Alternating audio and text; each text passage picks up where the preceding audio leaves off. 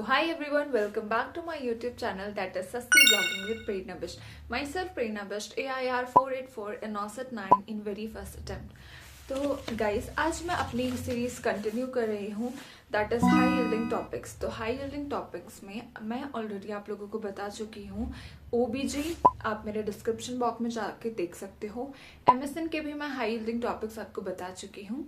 Third thing is paediatrics, उसके भी मैं हाई यील्डिंग टॉपिक्स आपको बता चुकी हूँ already. And fourth one is MSN, MSN के भी मैं हाई यील्डिंग टॉपिक्स आपको बता चुकी हूँ। और आज हम बात करने वाले हैं कम्युनिटी हेल्थ नर्सिंग की। तो देखो मैं दोबारा से सेम चीज आपको बोल रही हूँ, हाई यील्डिंग टॉपिक्स का मतलब ये नहीं होता कि आप सिर्फ इन टॉपिक को पढ़ के जाओ। हाई यील्डिंग टॉपिक्स का मतलब ये होता है कि आप इन टॉपिक्स को अपने बहुत अच्छे से करके जाओगे, क्योंकि नॉर्सल लव्स रिपीटिंग क्वेश्चंस, क्योंकि पीवाईक्यू से काफी सारे क्वेश्चंस रिपीट हमेशा से होते हैं, तो इसीलिए हमें उसका पैटर्न समझना जरूरी है। तो दोबारा से सेम चीज कह रही हूँ, अगर आप स्किप करके देखोगे तो आप समझ नहीं पाओगे कि किस टॉपिक के अंदर क्या चीज आपको अच्छे से पढ़नी है। इसीलिए वीडियो को अच्छे से ध्यान से बिना स्किप किए देखना एंड अपने साथ एक पेन और कॉपी रखो।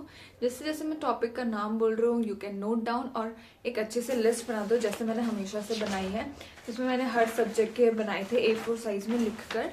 तो ऐसे ही आप भी बना सकते हो और जैसे जैसे आप रिविजन करोगे इसे टिक करते जाना एंड सच में ये बहुत बेनिफिशियल होता है। ठीक है, सो लेट्स स्टार्ट CHN। मैं इसको प्रोवाइड करवा दूंगी अपने स्क्रीन पे। तो सबसे पहले हम स्टार्ट करते हैं इम्यूनाइजेशन शेड्यूल कि वेरी वेरी वेरी इंपॉर्टेंट है। अपडेट्स के साथ इसमें भी चेंजेस आ सकते हैं, तो आपको पहले तो पता होना चाहिए किस इम्यूनाइजेशन शेड्यूल में कितनी क्या है, कितने हमारे वैक्सीन्स आती हैं सबसे पहले। दूसरी आपको होनी चाहिए कि कौन से किल्ड है और कौन सी लाइव है। ठीक है, थर्ड थिंग हो सकती है कि आपको साइट भी पता होनी चाहिए कि कहाँ पे लगाई जाती है। फोर्थ थिंग इसी से रिलेटेड है मिशन इंद्रधनुष। ठीक है, कब आया था, इसका ईयर, तो ये आपको बहुत अच्छे से अपना प्रिपेयर करना है। Immunisation schedule is very very important. ठीक है, सेकेंड इज कॉन्ट्रासेप्टिव डिवाइस। मैंने ओबीजी में भी आपको बोला था कि इट इज़ वेरी इंपॉर्टेंट, तो आपको टेम्पररी एंड परमानेंट दोनों मेथड्स को बहुत अच्छे से पढ़ के जाना है। इससे क्वेश्चन काफ़ी बार पूछे जाते हैं और NOSET 9 में भी इससे क्वेश्चन आया था। इवन इससे IBQs भी बनते हैं, इमेज बेस्ड क्वेश्चन। तो आप जैसे कॉपर टी है उसके भी अलग अलग टाइप होते हैं, तो उनके नोवा टी होती है, इसका वो भी आ सकता है, IBQ आ सकता है, और आपको पहचाननी होती है कि कौन सी वाली है। तो इसको आप बहुत अच्छे से अपना प्रिपेयर करके जाओगे। Right, the third thing is human development index, इससे भी क्वेश्चन आता है, आप इस टॉपिक को भी कवर करना। The third thing is physical quality life index, और इन दोनों में डिफरेंस भी तुम्हें पता होनी चाहिए, इसीलिए अच्छे से इसको पढ़ लेना।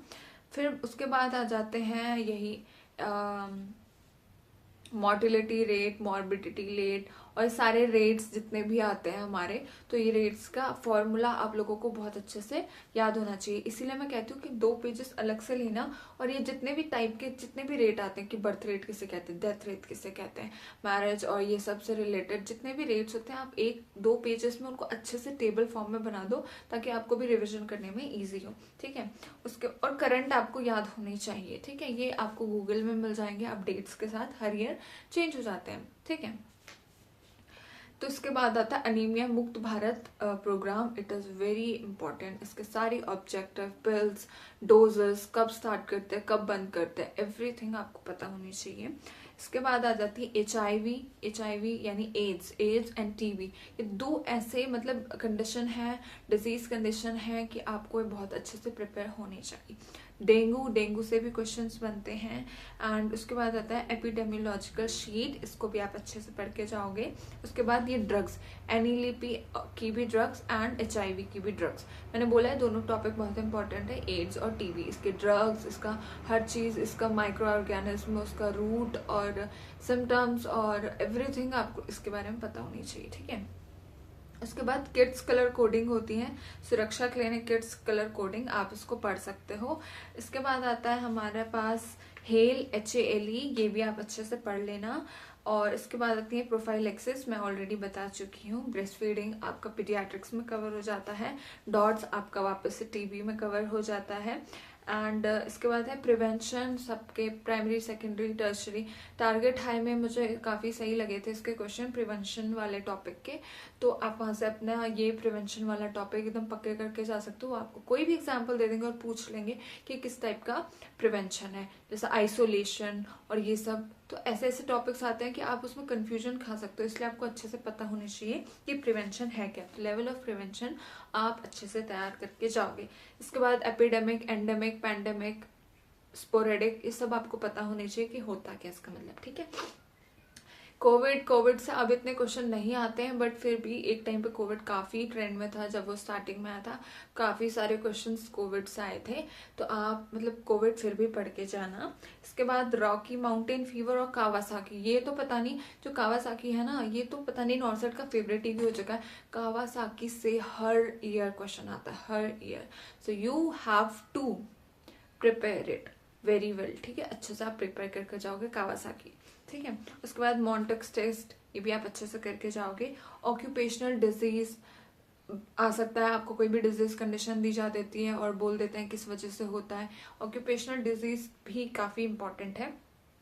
ईएसआई एक्ट बहुत इंपॉर्टेंट है, उसके क्या क्या पूरे क्राइटेरियाज के, कितने दिन की छुट्टी है और कितना दिन का पे कटता है, जाता है, मिलता है, कितना पेंशन स्कीम, ये सारी चीज़ें आपको बहुत अच्छे से होनी चाहिए।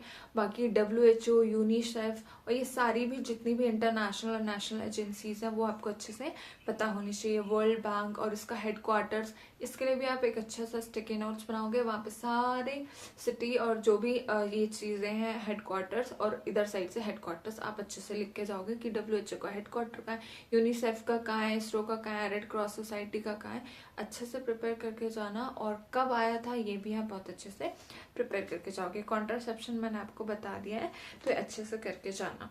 तो आई होप ये वीडियो आपको अच्छी लगी होगी, एंड मुझे बताना कमेंट में कि आपको इसके बाद किस टॉपिक के हाई यील्डिंग टॉपिक्स चाहिए, ताकि मैं उनको भी जल्दी से बना दूँ। ओके, तो मैं दोबारा बोलती हूँ, अगर स्किप करके देखोगे थोड़ी प्रॉब्लम आती है, बट इट्स ओके। मैं स्क्रीन पे भी प्रोवाइड कर देती हूँ कि ये जितने भी मैंने हाई यील्डिंग टॉपिक्स आपको बताए।